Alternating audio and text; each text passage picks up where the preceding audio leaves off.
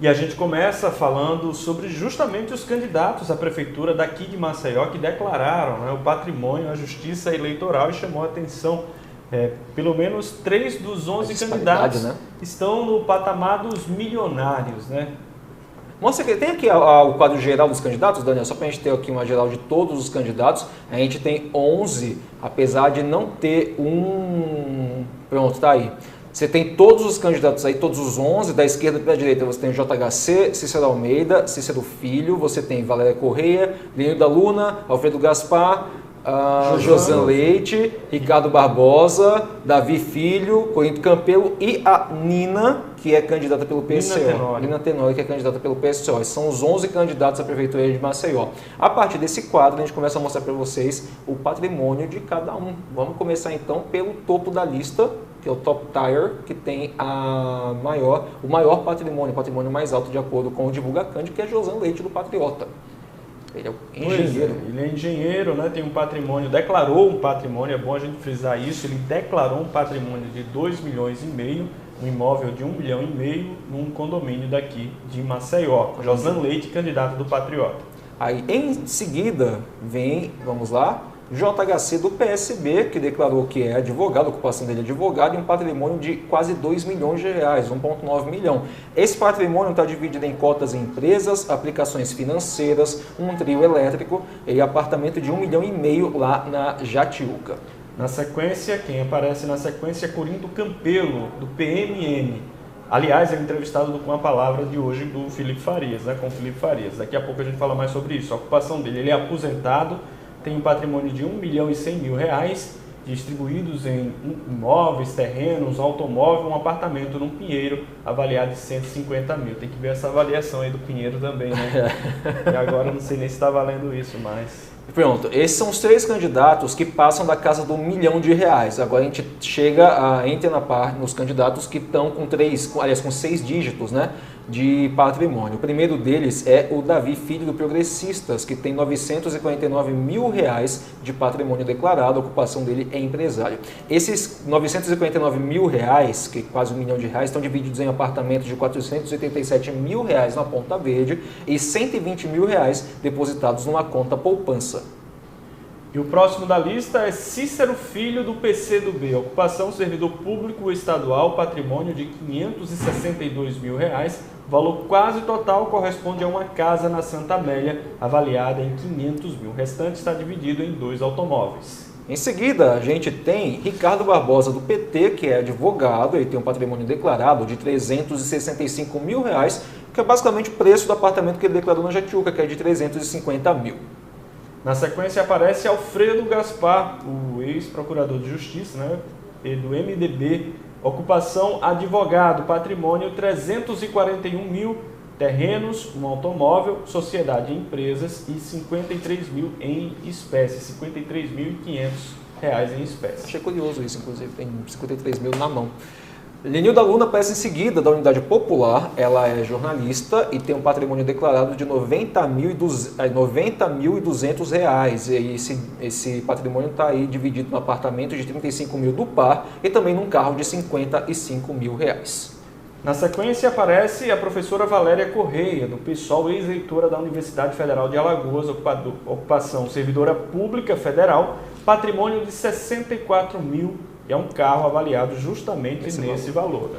Em seguida, a gente tem uma situação curiosa. É Cícero Almeida, que é da Democracia Cristã, que ele não declarou bens. Prefeito por 2 vezes da capital, deputado federal, deputado estadual, vereador, radialista, jornalista, ficou por vários cargos, mas não declarou bens. A gente vai fazer uma adenda a respeito do Cícero Almeida daqui a pouco, porque os nossos colegas do Cada Minuto apuraram essa informação sobre a situação da declaração dele, é algo curioso, a gente conta para vocês daqui a pouco. E para fechar a nossa lista, a gente tem a Nina Tenório do PCO, que ainda não apareceu no registro do TSE. O PCO fez a sua convenção, registrou a ata junto ao TRE, mas o registro da candidatura ainda não aparece no Tribunal Superior Eleitoral, lá no Divulga Cândido. Isso até hoje, já foi semana passada o fim do prazo, mas até hoje o PSOL não consta como uma candidatura oficializada junto ao TCE. E para comentar essa lista, né, que foi divulgada aí pela Justiça Eleitoral, da declaração de bens dos candidatos a prefeito daqui de Maceió,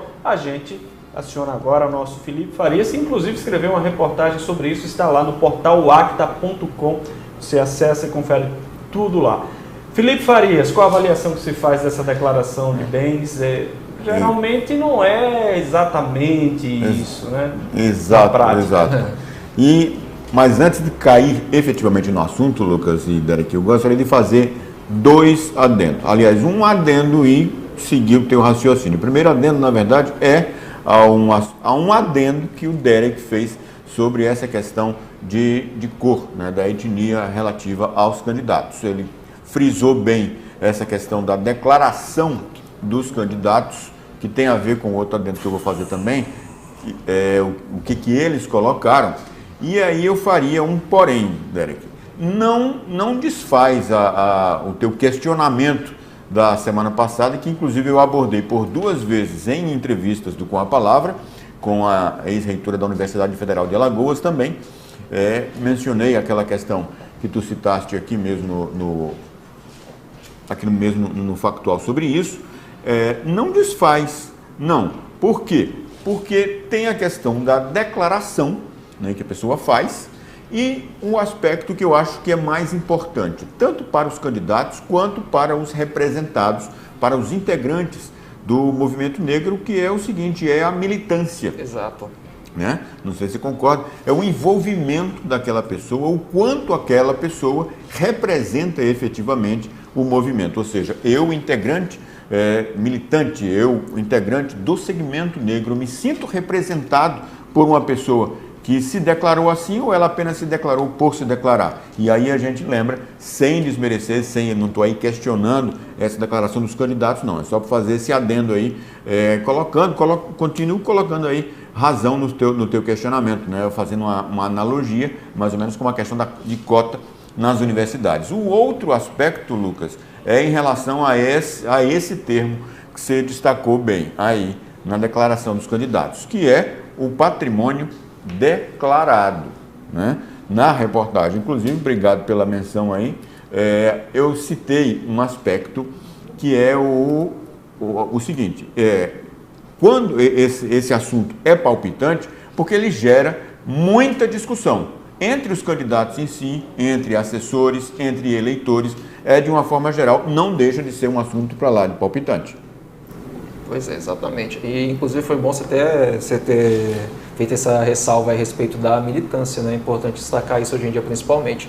Só que a gente ainda falando sobre essa questão do patrimônio, Cícero Almeida é o assunto. Vamos botar ele aqui na tela de novo, por favor, Daniel? Da questão da declaração de bens dele, porque chamou a atenção, quando saiu o levantamento do TSE, que ele não tenha declarado nada, só que ele tocou no assunto, né, Lucas, em entrevista ao pessoal do Cada Minuto. Né? Pois é, na eleição passada, vale lembrar, ele declarou um patrimônio de R$253 mil em bens, né? Mas esse ano a declaração estava zerada e ele disse que houve uma falha humana de um funcionário que não está acostumado a lidar com esse tipo de situação. Está aí o Cícero Almeida, candidato do Democracia Cristã, ele disse que foi uma falha humana, né? Um funcionário não está acostumado a lidar com eleições majoritárias, mas garantiu que os dados serão ajustados e disse que não tinha nada a esconder. Mas é importante a gente ficar de olho também nisso, para ver como é que vai ser essa atualização a respeito do Cícero Almeida, porque é uma coisa que todo mundo fica de olho, né? A declaração. Por que é importante isso? Porque essa declaração de bens mostra como é que está a situação financeira do candidato antes dele assumir a eleição, porque também é uma forma de fiscalizar o trabalho do gestor público, porque a gente tem vários e vários casos aí, denúncias feitas de todas as esferas federal, estadual, municipal, de enriquecimento ilícito. Então isso ajuda a você monitorar o patrimônio do candidato também, né? Do prefeito também, quem for eleito. Exatamente, porque assim, quando o candidato, se porventura o Cícero Almeida vença a eleição, né? Caso vença a eleição, a Justiça vai poder acompanhar a evolução do patrimônio dele, né? E no final da gestão vai poder fazer esse comparativo e aí chega exatamente nisso que o Derek falou, aí vai constatar se houve ou não enriquecimento, né? Que não está condizente com a renda do prefeito, né? Do salário de prefeito dele. Exatamente. E acontece muito, né? Exatamente. Não estou dizendo que é o caso do Cícero Almeida, não, mas acontece muito, são vários exemplos assim em todo o país. Inclusive, Farias, é uma coisa que os eleitores de todos os municípios, no país todo, né, que a gente tem esse alcance aqui no Acta, devem ficar atentos a essa situação da declaração de patrimônio, porque também mostra como é que a pessoa trata a questão de orçamento, de dinheiro na vida pessoal e também como é que vai ser na vida pública, né? Exato. É relevante, primeiro, para o exercício da sua cidadania, né? O eleitor tem que acompanhar isso a miúde, como a gente costuma dizer, lá, vendo letrinha por letrinha, para acompanhar esse patrimônio. Só que um dos assuntos que eu citei agora há pouquinho, né, é um assunto palpitante, entre outras coisas, por quê? Porque o eleitor gosta de acompanhar esse momento, especificamente esse momento da declaração do patrimônio do candidato, por várias razões pessoais para ele. Mas nenhuma delas, ou muito pouco, tem a ver com política, ideologia, eleição, aquilo que efetivamente a pessoa tem que exercer enquanto cidadania. O cara quer saber se o cara é rico mesmo, quanto ele tem. Muita gente vai colocar, isso aí? Não acredito. Ou então vai dizer justamente o contrário, né? Declarou tão pouco, né? O eleitor fica... Me perdoe ele interromper, mas eu não posso perder esse gancho. Porque o que você acabou de falar é justamente o que o Irã Lima nos disse aqui no YouTube, né, no chat do YouTube. Transmissão de pensamento, transmimento de pensação. Pois é, ele disse exatamente assim, ó, pobrezinho do Cícero Almeida, a equipe dele não está acostumada com os trâmites eleitorais, né? Aí botou aqui o kkkkkk, ironizando, justamente desconfiando, levantando suspeita sobre essa declaração do Cícero Almeida, né? Dessa justificativa que parece que não colou, né? Meu caro Irã, como cidadão, como eleitor, se for isso aqui de Maceió, tem todo direito a colocar e expressar que a gente dá a voz. A gente, né, Lucas, Derek, não está levantando nenhuma suspeição. O eleitor tem todo direito e há órgãos de fiscalização para isso. Tem um Ministério Público junto à Justiça Eleitoral, tem um Ministério Público em todas as zonas eleitorais e é função, obrigação de todos eles acompanhar essa fiscalização. Só que aí bate naquele outro fator, na questão da declaração, né? Eu coloquei lá na matéria que há um questionamento eleitoral, há um questionamento de eleitores em si e há um questionamento de adversários. Tanto em palanque, o cara vai dizer lá no microfone, no calor daquele momento, fulano declarou tal, mas claro que não tem isso, não sei o quê, da boca para fora. Mas há muitos questionamentos no âmbito jurídico. A assessoria de muitos candidatos se movem juridicamente para contestar a declaração de bens desses candidatos. Sai catando os bens não declarados, né? Exato. Procura ali, procura colar, vê a declaração, cruza com algo.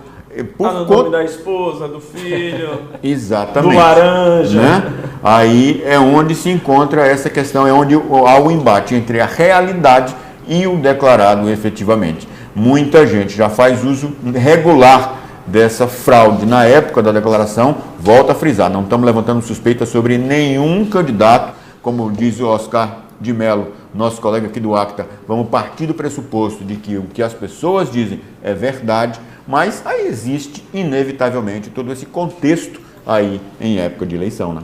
A gente pode até trazer aqui para ilustrar, não é daqui de Maceió, mas o caso do filho do presidente, né? Exato. Que é um exemplo concreto disso que o Felipe Farias está falando, que o patrimônio dele não é compatível, tem um salto, segundo a justiça, né?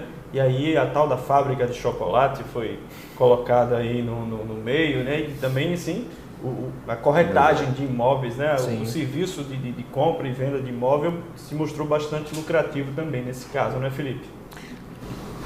E se colocou até a perspectiva de o Ministério Público do Estado do Rio de Janeiro estar investigando envolvimento de dinheiro dessas rachadinhas até entre aqueles imóveis que para financiar alguns daqueles imóveis que acabaram desabando por completa irregularidade de construção nas comunidades do Rio, né, matando aí todas aquelas pessoas.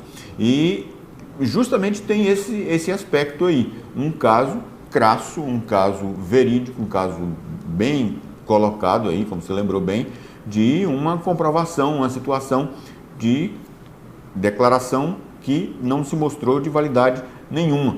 Basta ir lá, pesquisar um pouquinho, prospectar um pouquinho para se encontrar as irregularidades. Todo mundo tem que ficar de olho bem aberto daqui para frente, então.